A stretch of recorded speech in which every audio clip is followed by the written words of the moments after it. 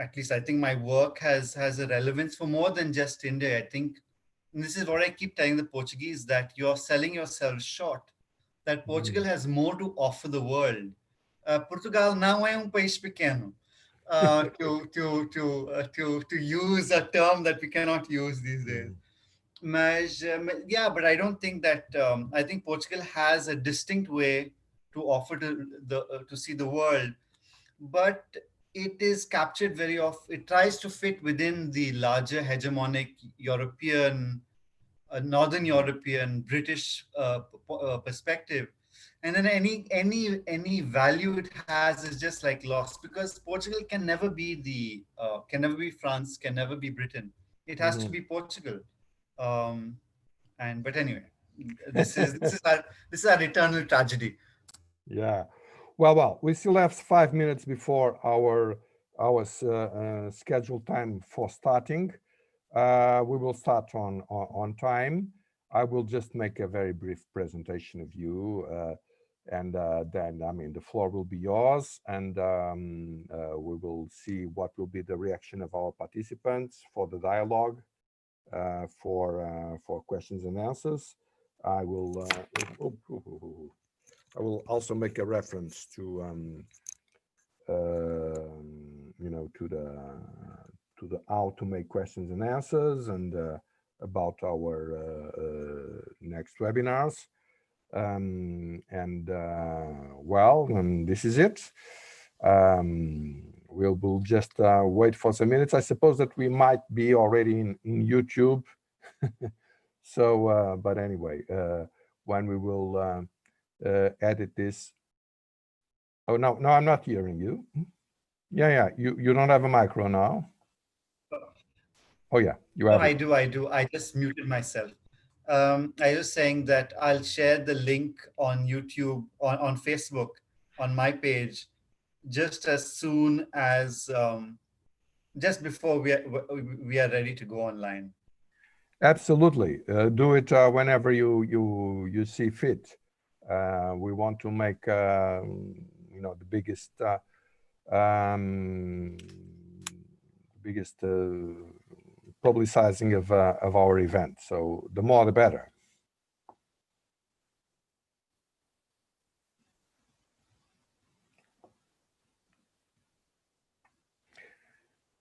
So let me see.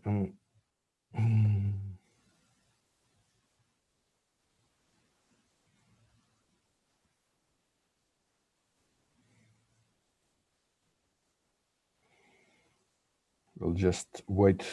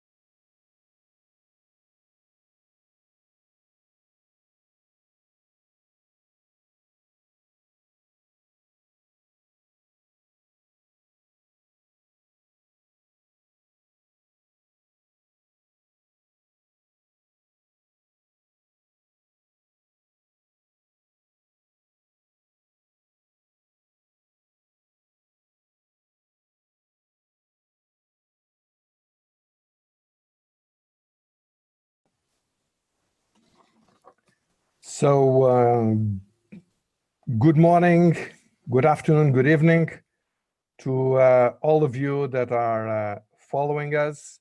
We are available, this webinar is available in YouTube, and it is running on Zoom.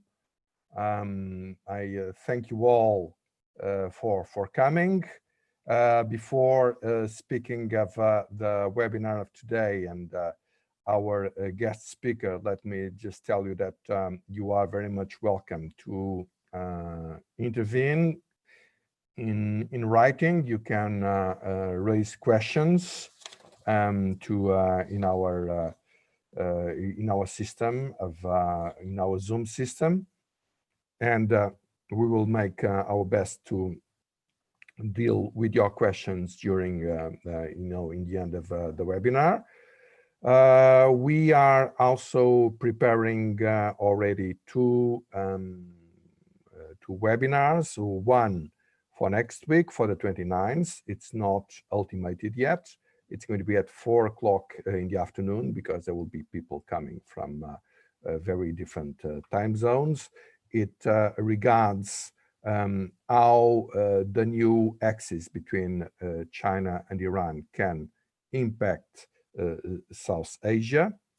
And in August, we did not set yet the precise date, but by the end of August, we will have a big discussion on the environmental impacts of coal-based power plants in the world, and especially in South Asia, especially in Pakistan, due to foreign investments. That will be one that is going to be very much participated by both environmental and political experts. But today, we have something that is absolutely precious for Portuguese. I mean, as a Portuguese citizen, I mean, I was absolutely overwhelmed when I went the first time to Goa, in India. I really could not imagine that the heritage and the link and the reaction of Indian people would be the way it is. I was fascinated. But of course, Goa is an Indian affair. It's also a Portuguese affair, but it's mostly a global affair.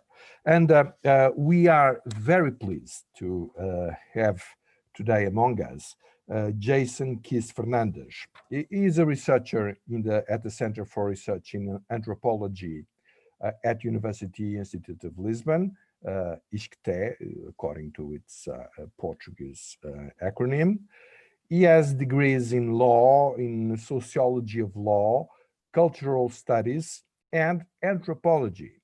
He focuses on Goa as a location from which to think about the world, which is the most what exactly I thought when when I was there the first time. But of course, I do not have neither the training nor the knowledge to undertake what our guest is doing. Um, his first monograph, Citizenship in a Caste Policy, Religion, Language, and Belonging in Goa, is forthcoming, and I'm really very much keen on reading it. But before reading it, and while it's not available to the public at large, we have the opportunity of having Jason himself alive. And this is really a great honor. Thank you so much for accepting our invitation. Thank you so much for sharing your knowledge. We are very keen on hearing you. Please take your time. You are our single guest. We will have some questions in the end, but you are very much welcome to speak out your mind, and we will try to absorb as much as we can. Please, the floor is yours.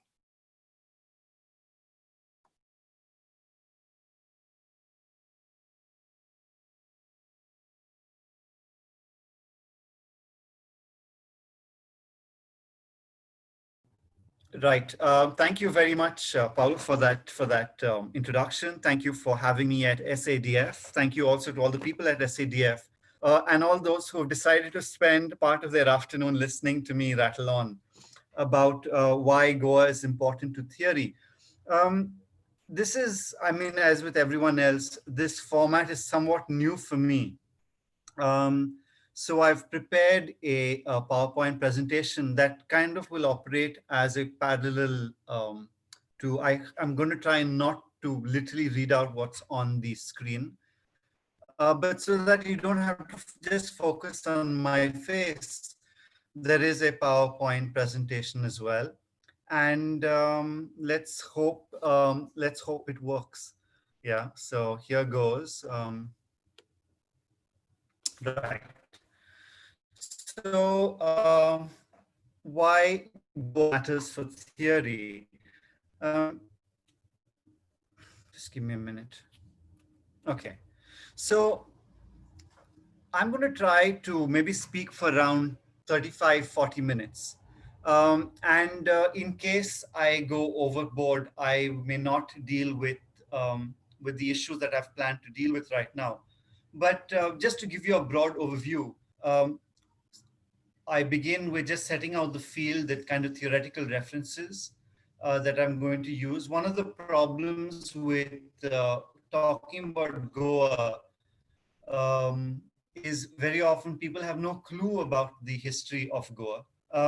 So we'll see, we'll try to resolve that issue, but I also want to just lay out the preliminaries at the very start. The first issue I'm going to speak about is called The Stranger Across the Border. The second I want to talk about is how Catholicism impacts on India. And finally, I want to speak about Goans, their Portuguese citizenship, and the way in which it can, in the way in which it can impact the way in which we understand, appreciate India. Yeah. So set out. Let's begin right away.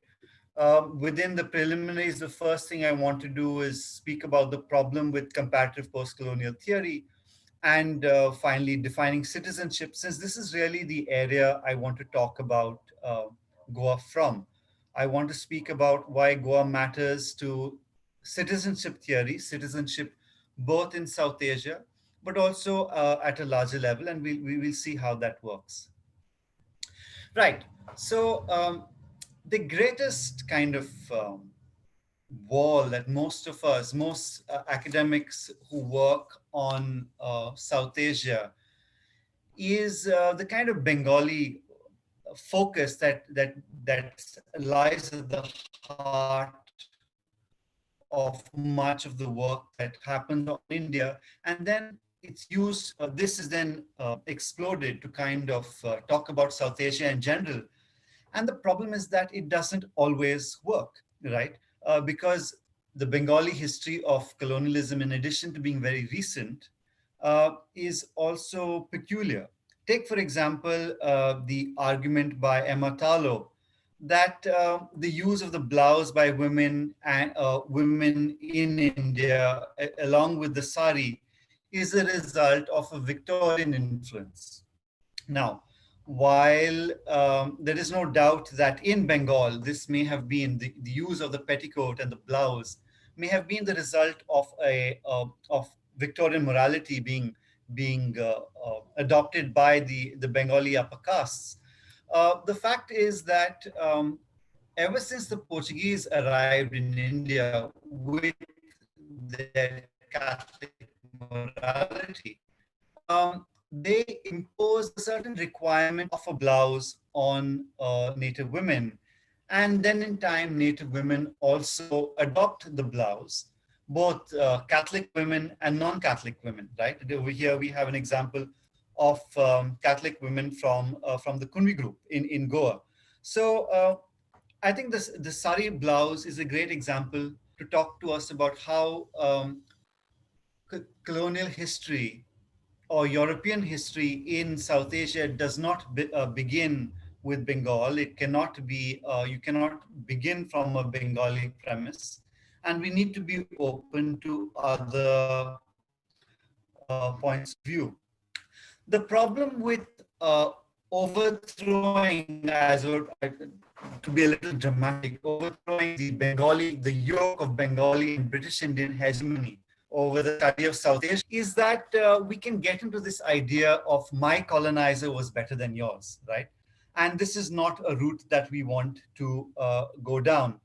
Um, I think the problems with this and the route forward has been admirably articulated by Christiana Bastos in a text that is now almost 10 years old. Um, so, Bastos, and really, I just want to point out that in this presentation, I'm really drawing almost basing this entire framework around Christiana Bastos's his arguments. Even the title for the presentation, Why Goa is Important to Theory, is kind of a riff of an article she wrote some time ago. So I found her arguments really useful. So as you can see in the slide here, what Bastos is arguing, she's saying that we shouldn't go down this easy binary between British colonialism and Portuguese colonialism, because we then get trapped in either suggesting that Portuguese colonialism was great because it was able to mix with local cultures and create these hybrid cultures, or you go the other extreme, which is invariably the way in which the British and British colonialism or the Portuguese presence in Goa as being feeble and this kind of a joke. It's not real. It's not real colonialism according to them. Busters makes the argument that we need to move away from taking the British model as the model of colonialism, and I will return to this idea um, at varying points in the course of this presentation. And like the good anthropologist, he suggests that we need to move away from this single model, focusing on a static understanding of what the Raj was, and get into the various locations within South Asia and then start building up from the ground upwards, right? Um, so if you do this, you're no longer within this idea of one model, but you're actually beginning to move from the ground up. So in sum, what Bastos argues is move away from binary models, embrace pluralism, and above all, look at local agency, right? Look at what the people on the ground are doing. Uh, and more importantly, I think this is important. This focus on the local is important because too often, a lot of post-colonial theory is too obsessed with bringing the white man down and settling kind of scores rather than seeing what local people, and not just elites, but what the locals have been doing with the inheritance of European expansionism in South Asia, right? And this kind of focus on plurality that I'm speaking about will become more obvious when I talk about citizenship. So let's move to citizenship. Um, First, I argue that we shouldn't understand citizenship as nationality, but really look at it as a participation in the state. I've found in this I found Hannah Arendt actually quite useful because she speaks about the conquest of the state by the nation and how all of a sudden, where citizenship is about rights and participating in the state, we now become obsessed with nationality and its participation in the nation. So I think we need to move beyond this idea of nationality and be more attentive to citizenship and citizenship implying rights, right? So I was in the course of my work, I was really taken up by the suggestion by Gordon and Stack that citizens should be looked at as a room for maneuver. And this idea of a room for maneuver becomes important when we appreciate citizenship not as a relationship between the individual and the state, but really our relationship with the various institutions and individuals that we live in. So, as this image indicates, citizenship exists in a web of relations, and it's the room for maneuver. I'm trying to, how do we try to create space to move within these larger institutions, individuals, all of which are trying to create space for themselves. So, having done that, we can now move to the first portion of this presentation, which is the stranger across the border. So, while I agree with Bastush that we should avoid this kind of binary between the British on the one hand, Portuguese on the other hand, we have to also acknowledge that there are certain structural ways in which British Indian presence in South Asia and the Portuguese presence in South Asia were different, right? Um, and the structural reason emerges um, because to a large extent, Britain and British experience, the British expansionism has defined the world. It has defined the way in which the European South is understood, and it has defined the way, therefore, those colonized by the European South understood. So, any European will know, anyone who's attentive to contemporary politics will know that you have this idea of the industrious Northern Protestant and you have the lazy Southern European. So whether you're Greek, Italian, Portuguese, Spanish, this is the idea that and I speak in this kind of dual sense now, as having lived for so long in Portugal and as being Goan as well, that we from the South are lazy and not as industrious. And this idea then impacts also on those colonized by the European South. So the Mexicans, as its image, are seen as lazy because the Spanish are lazy, and so this impacts on the Goan as well. Um, this I found this text by Boaventura de Santos, this is a Portuguese sociologist, really useful. And the critical phrases here is that the Portuguese themselves are in some way colonized.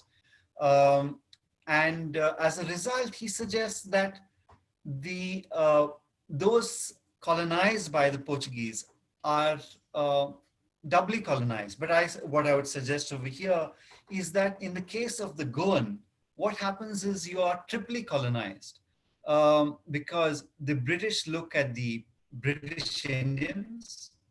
The British Indians then inherit the British gaze on the European South, therefore the British gaze on the Portuguese, to then look at the Goan. And this is largely because of the argument that sustained the later phases of Portuguese colonialism, that the Portuguese were there miscegenating with people, with those they colonized, and therefore the local in the Portuguese territory is seen as another Portuguese person, and then interpreted through these frames. So the Goan, when he or she tries to argue for their specificity, has to argue against all these various layers.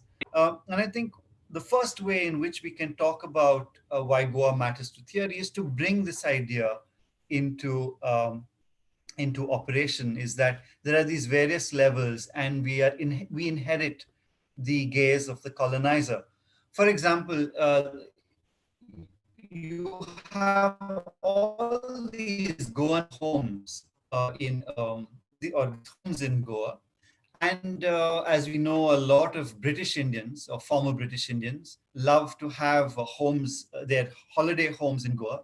And these are very often branded as Portuguese homes, even though these homes don't correspond to a Portuguese reality in the least. And the argument is, why are they being sold as Portuguese homes? Because this is a space, Goa becomes a space by being seen through British Indian eyes as Portuguese, becomes a space where the British Indian is able to live out their European fantasy. They operate as British in Southern Europe, in Goa. And also the social relations then are replicated in what was formerly a Portuguese territory. So you have these tropes being repeated ad nauseum, Goa as India's sunshine state, the holiday state. And this American academic suggests that Goa was integrated into India most effectively by being produced as a cultural other, right? It's not through national or cultural similarity that Goa is integrated, but it is produced as other, as the place for for in Indian, an Indian holiday periphery, as you like. And this is the same. It operates in the same way between Europe and between Northern Europe and Southern Europe, because effectively you look at the relationship of Spain and Portugal and Greece and Italy to Northern Europe, it's exactly the same. Portugal operates as a holiday destination for Britain. Uh, Italy operated as a holiday destination for the Northern European elites, British elites especially, who were escaping Victorian morality. And currently, all of Southern Europe operates as this holiday periphery for Northern Europe. And as we've seen in recent negotiations, it's always the idea that you guys need to work harder, even though it's actually not, even though it should be said, we do work quite hard. And it's really Northern European stereotypes that we are operating against.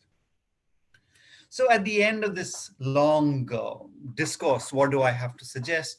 The suggestion would be that we need to see um, the Indian as continuing to be a British Indian, and two, that this British Indian is in many ways British, right?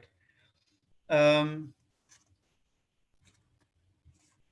and once this we and the image over here is that of Niraj Chaudhary, who was ridiculed quite a bit for the manner in which he embodied Britishness. But once we appreciate this, a lot of this identity of the British Indian, and we are attentive to the way in which these colonial hierarchies continue to play out in South Asia, then it becomes much more obvious as to what is going on in the field. Once we become attentive to the way in these hierarchies, we also become attentive to the caste-based nature of Indian nationalism, right? For example, we're able to make sense of the obsession that many Goan Catholic elites have when they always, for example, I when I was doing the research for my doctoral work, there was this lady and about whom someone said, you can't have a conversation with her for 5 minutes before she brings up the idea, brings up the argument, the information that her ancestors were Brahmin. So why is it that Catholic elites in Goa um, constantly try to tell you that they are either Brahmin or that they are Kshatriya? The reason that they do this is because they are trying to fit themselves into a British Indian nationalist framework, a British Indian nationalist framework which was built on caste, which was built on asserting the primacy of caste elites in British India and their rights to govern the territory, right? Another argument that flows out from this idea is that we then begin to take the to question whether the British Empire that we're so used to taking for granted, was it really an empire? Does it meet the juridical models of what an empire is, or was it something else that just used the term empire, and then we all pick up that little bone and then we run with it? So these are things that hopefully we can. I'm going to just cursorily um, direct attention to, and maybe we can pick it up in the question and answer session. So let me just get my notes. Right. So another idea that we have then is, and to go back to this idea of Niraj Chaudhary and how we need to pay more attention to him, is that we also see that perhaps Indian nationalism itself, for having adopted the kind of nativist model that we did, may have been problematic and may have been the reason that India is facing the particularly tumultuous time that it is right now, where we have a Hindu nationalism that seems to have gone completely out of whack, right? Um, because one of the problems is that we find that has emerged from post-colonial theory as well, I believe, is that what we have seen, at least for the past couple of decades, is a strict delegitimation of of the Western model on the basis of saying we need to decolonize and we need to.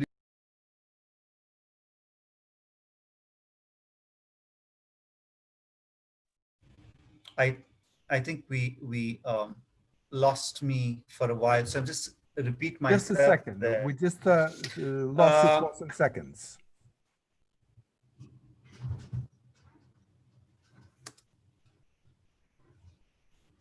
Yeah, you may continue. Just lost you for some seconds. Please go on. Thank you, Paulo.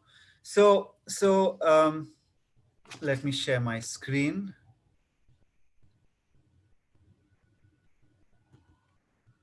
Right. So, um, so as I was saying, the problem with this Indian nationalism and the nativism at the heart of it, including with post-colonial theory, there has been a systematic delegitimization of the Western model, privileging a nativist model. And this is great. We need to decolonize, but the question is, what location are we decolonizing from? If that location for decolonization is from a uncritical dominant caste perspective, then currently in India, we are definitely going to get into trouble. So, having made this point, the next argument is, how does Catholicism impact on India? So I'd like you to just read this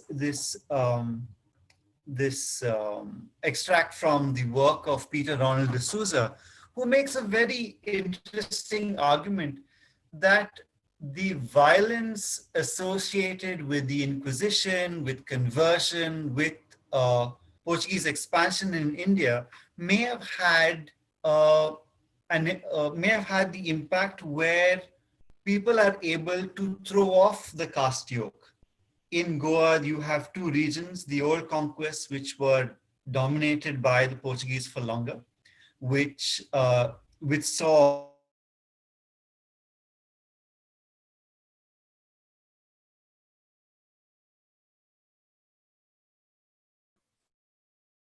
We did lose our guest once again. The quality of transmission is not perfect. Let's see if he can return quickly. I'm so sorry for all the participants. We lost you. We lost you for some seconds again. The quality is not very good, but please go ahead. Jason, yeah, please. yeah. So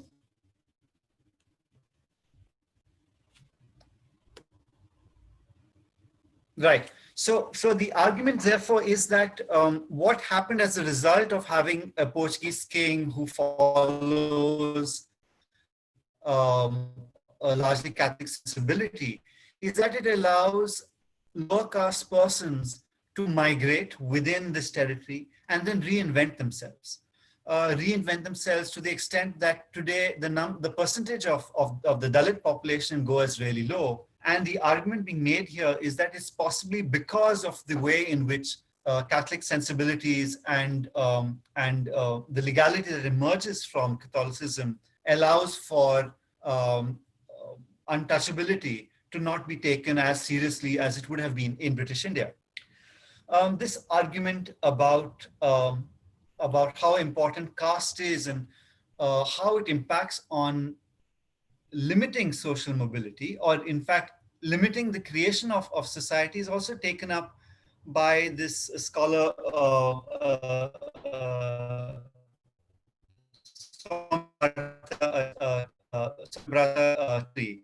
Swami he picks up Ambedkar, who argues that whenever you have caste, you really are unable to build up a society. And a society is essentially about taking the other person seriously as an equal. And what Ambedkar suggests is that in India, you do not have society. What you do have is gangs, castes as gangs. And all of these castes are working parallelly, right? So they're not really working together and therefore unable to create society. So one of the arguments that could be made is that with the introduction of Catholicism in this way, you have the possibility to actually start building a society.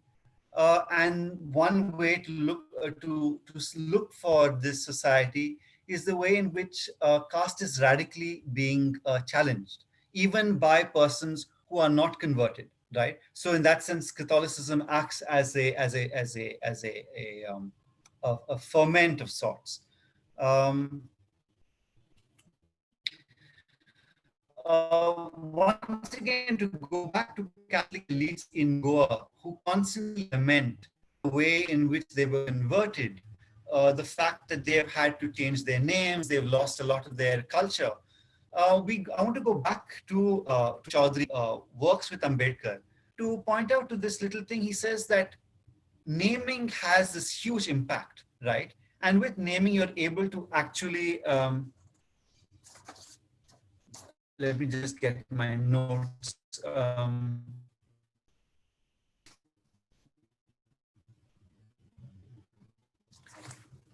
You're able to actually change the way in which um, society, social values are made manifest.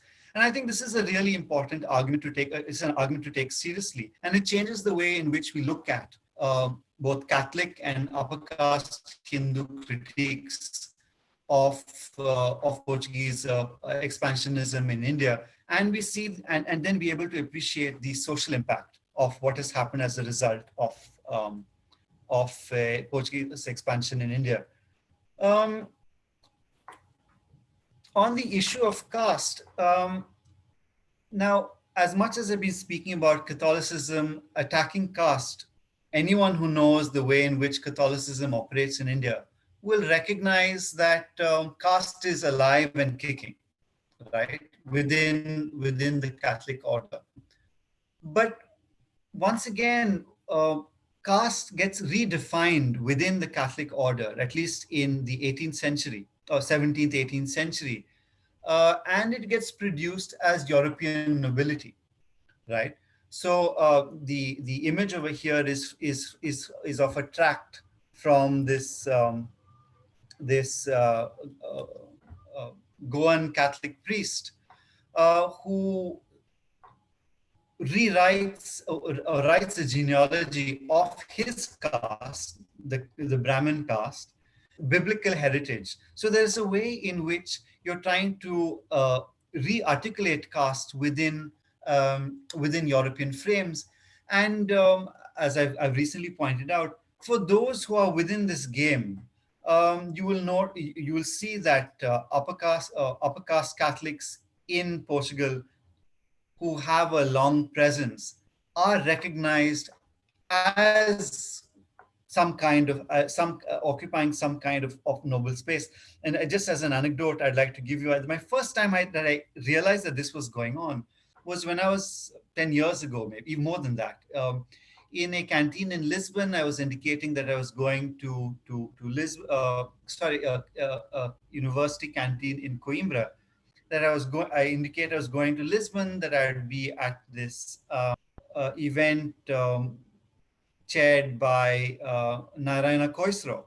And this Brazilian researcher who was sitting next to me on the table says, Koisro, é Brahman now, é um nobre da India, or which is to say, he's Brahmin, isn't he, of India. So I thought that was really strange at the time, but increasingly as I've done my work, it becomes more and more obvious. Speaking about castes now, we can then flip it the other way around, and then realize, as Rosa Perez, that if caste is being articulated in this manner, it also speaks about how caste is present in European society. Anyone who's familiar with caste and has lived in Portuguese society long enough will know that Portugal does have a very stratified social system, and who you are is defined by how you speak, how you dress, who you hang out with. So, commensuality, for example, is one of the markers of caste in India, and who you party with could be re-understood as this kind of commensuality.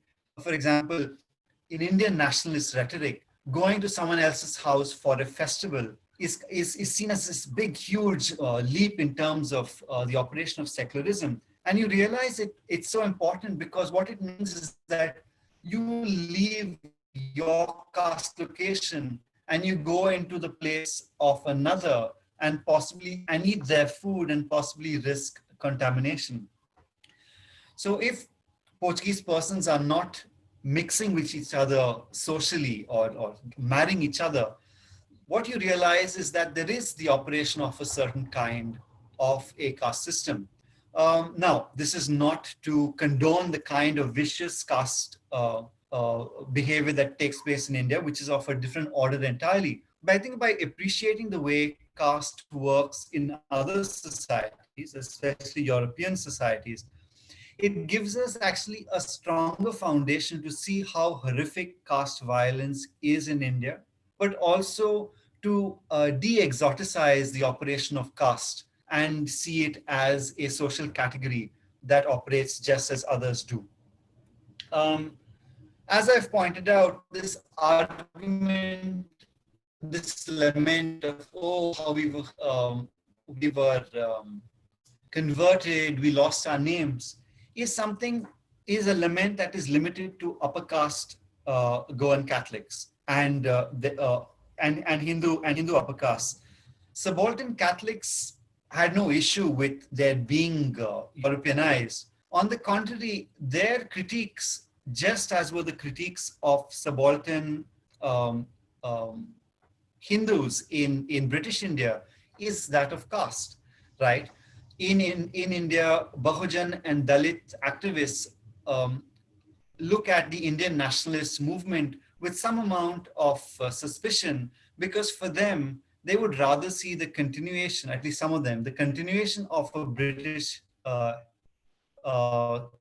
sovereignty, while they deal with the question of caste, because once you have upper caste dominance, then the caste issue may not be addressed. So just as in British India, so similarly you have not a among subaltern Catholics, but a critique of the caste and the economic issues.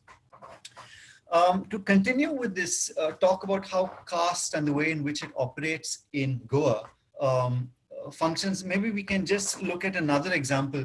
And this example is allow me to do some amount of um, self-promotion. This argument you will find indicated in my book. So the what the book talks about really is the case where in the 1980s, the Konkani language was identified as the official language of Goa, but rather than recognizing it in the two scripts that are used in Goa, that is the Nagari script and the Roman script, it was recognized only in the Nagari script, ignoring the much older Roman script, right? So now you have a demand for for the legal recognition of the Roman script.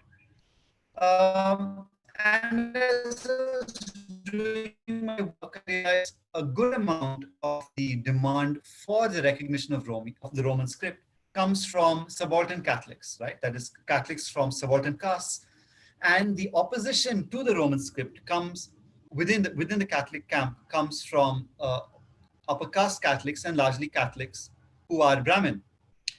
Now, what surprised me was the fact that even though the Brahmin versus non-Brahmin divide was very clear, none of these activists were talking about it. They would always refer to these Brahmin opponents to the Roman script as them. And me, I was completely intoxicated with Ambedkar in those days, with using caste as a lens to understand the way in which society works. I was like, why are you being so dumb? Why are you being so silly? Why don't you just call out the pink elephant in the room? um, until I realized that what they were doing was operating within Catholic logics, where they refuse to use caste because Catholicism allows them a more egalitarian way of articulating society. Because the moment they articulate caste, then they're always trapped in this caste divide. Forever you are a Brahmin and I am not a Brahmin. And this is something that keeps repeating itself. And I thought that this was something that could be usefully picked up by Dalit Bahujan activists in India, who very often I think seem to get trapped in the caste binary, as it were. So you're always fighting the Brahmin rather than looking for a new way in which you can articulate these social relationship, right? So I've been speaking about Catholicism all this while because I think following Asayag, I think not enough attention is given and Catholicism impact on the Indian polity. I say polity because I don't think we have a society in an Ambedkarite sense operating in India. But the impact of Islam and Christianity on South Asia is not taken seriously enough. And so basically what I've been trying to do is talk about, provocatively, I agree, but talk about the way in which the introduction of Catholicism through the Portuguese has an impact on radically changing the way in which we can understand the social relationship and the political relationship.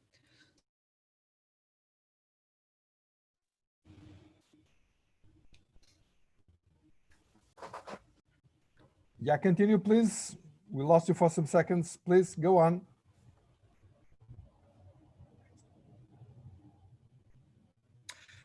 This has to be the worst internet connection that I've ever had. But anyway, I assume that we're still online.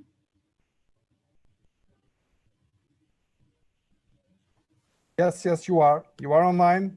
Yeah, Yeah. great. Yeah, lovely, lovely. So I'll just continue then. Um,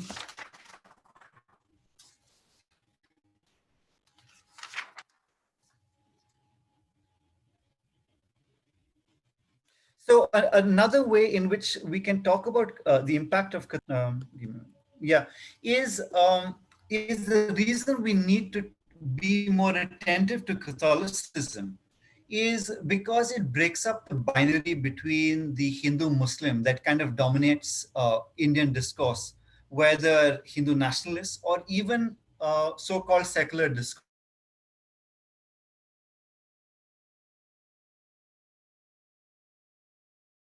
Yeah, yeah. We lost you again. Please go on.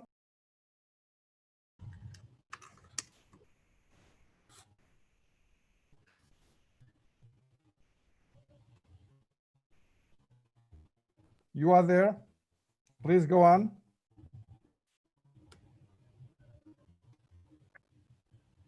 Yeah. So, so there was this really interesting idea is that if the Muslim is the other to the Hindu self, then any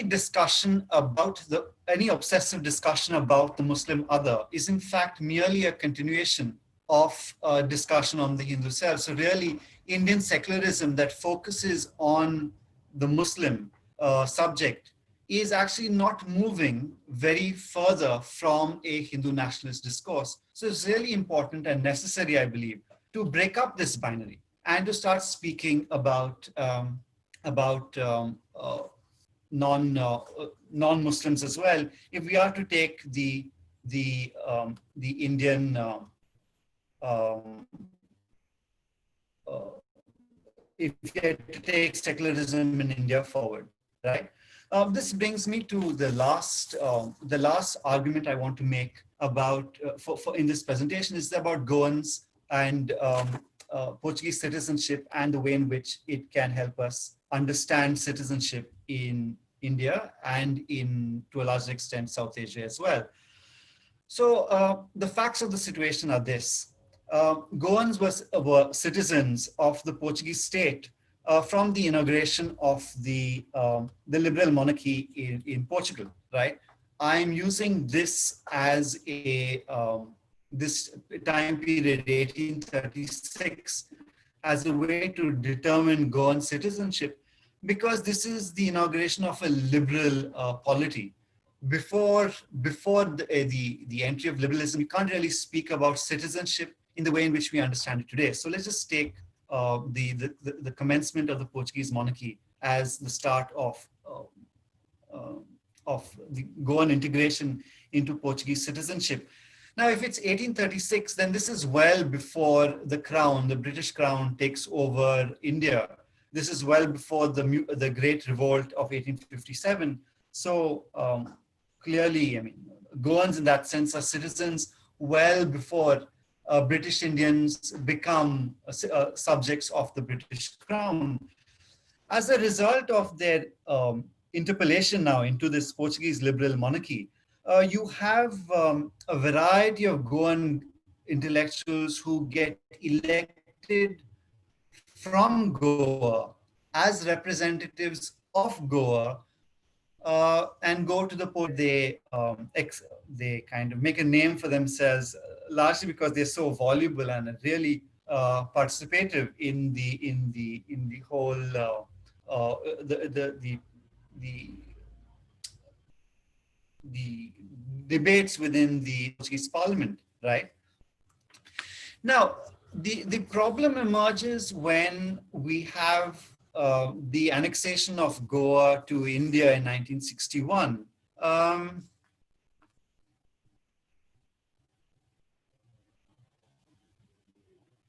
right. I'll just quickly wrap up over here.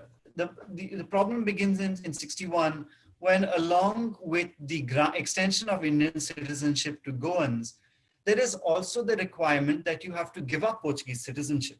Now, if you take up this idea, and a lot of Goans have been taking up, have been reclaiming Portuguese citizenship, especially when they realize the value of having a European passport. The problem with this is that if we take this Arendt's understanding of citizenship, citizenship is a basic human right. It's not merely participation in a nation. And once you gain a right, especially that of citizenship, it can't really be taken away, right? This has been the assertion of Goan citizenship of Portuguese citizenship by Goans has been creating increasing trouble within Goa.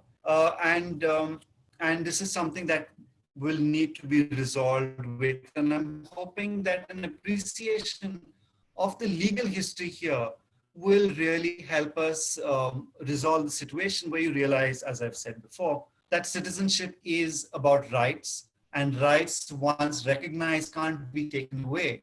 And we need to stop seeing citizenship as nationality.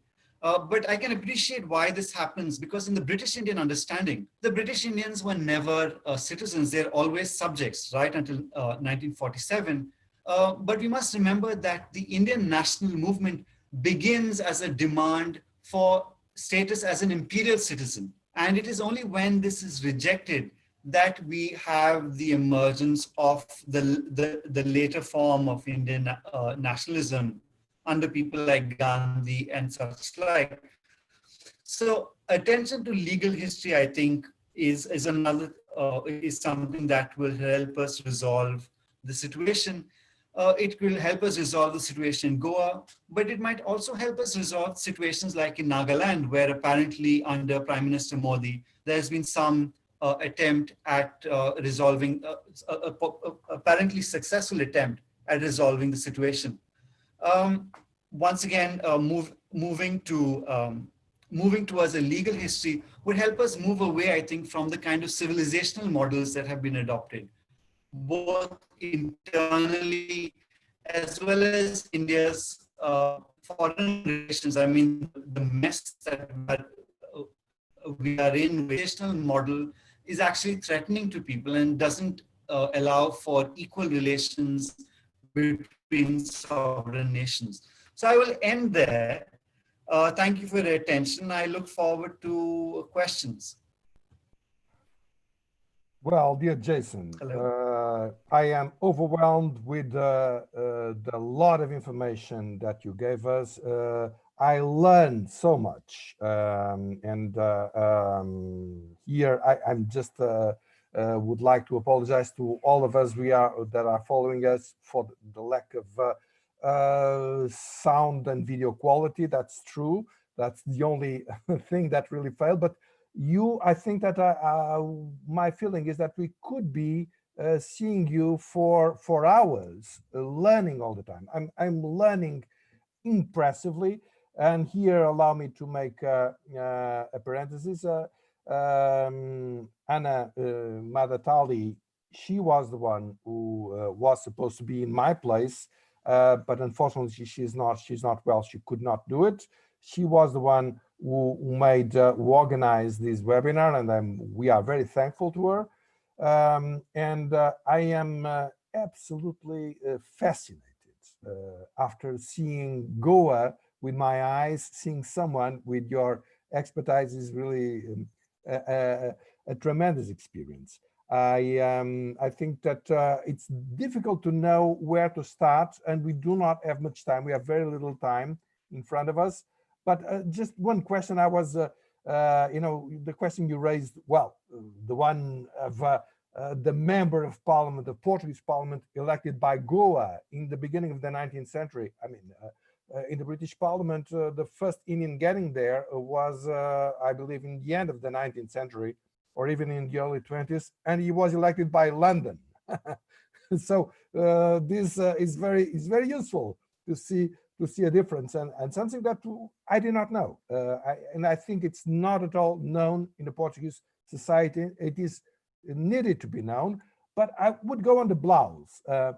When the Portuguese came to Goa, Islam had been there for 7 centuries at least. Did not is the Islam colonizer? I mean, I'm using the expression. I do not want to open a debate on this, but although it is a very much warranted debate, but we don't have the time now. But Islam did impose nothing like the blouse, did not impose nothing on the way that on the sari that Indians used to have. Was it that way? I'm really fascinated by this question.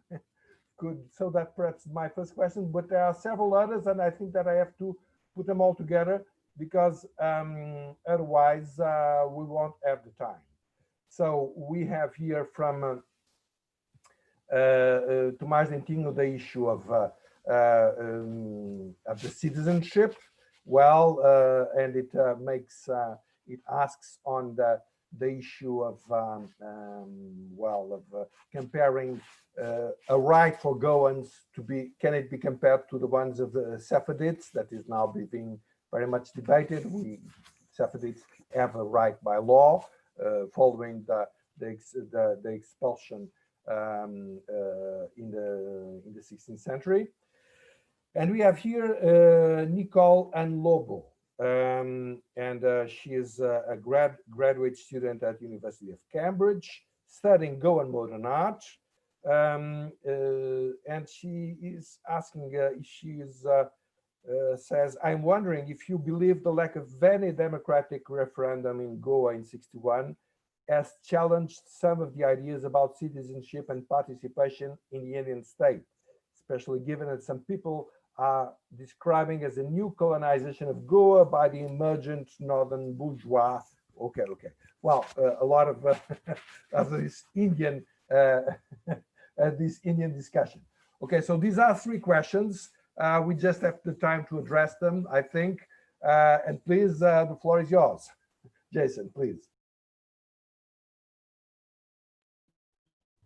Thank you, Paolo. My apologies for the silence going on and on like that. But without further ado, if I heard you correctly, your question was about what is the role of Islam, right? In fact, you're right. For example, I was fairly, I offered just a small window, but the impact of Islam on the Portuguese polity in Goa is one of the areas of interest. And my suspicion is that actually, for example, if you look at the dress of elite Catholic women in South Goa, very often there are these arguments made. Oh, the dress is similar to the Malaysian sarong, the Filipinos, and this and that. What most people forget that it is also very similar to the dress of Muslim women some 100 kilometers down the coast. So, in that sense, Islam and Catholicism had a similar kind of morality, a relationship to the body. And there was already, yes, this impact of Islam, not just in Portuguese India, but British India as well, right? So, that the issue of Islam and the way it which it impacts on Portugal, the way it impacts on Goa, both via the rest of South Asia and Portugal, is an area that hasn't been studied much and just screaming for someone to do work on it. The second question about the Sephardites or the Sephardi Jews, um, I'm not sure I understand the question, but from what I see, I think when Spain and Portugal are granting citizenship to these individuals, they are not merely giving nationality to these people, but they're also recognizing the rights of the people and the rights that their ancestors lost. So, in that sense, I think it meshes very well with this argument from Arendt that we need to see citizenship as rights, not merely as participation in a national identity. And I think contemporary European Union politics actually has helped us move away from this idea of citizenship merely as participation in nationality, especially because as a European citizen, you have rights that are beyond sometimes what the nation state will give you.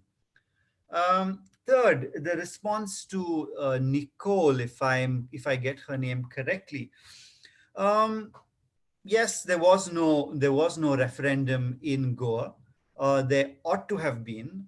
It would have made life much easier for us today. It would have allowed, I think, for a debate to happen at that time and the resolution of a number of legal issues and social issues. And because those haven't been resolved, we have the kind of social and legal tensions that we have today. That's all I'll say right now, especially because we're running short on time. But yes, there ought to have been a resolution, sorry, a referendum. But India's history on referendum is not very strong. So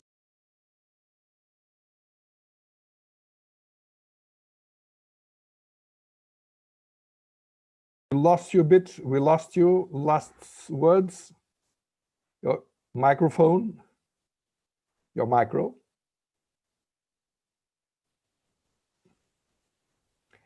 Well, we are winding up, but I think that Jason, you can put your micro on because your last words were lost.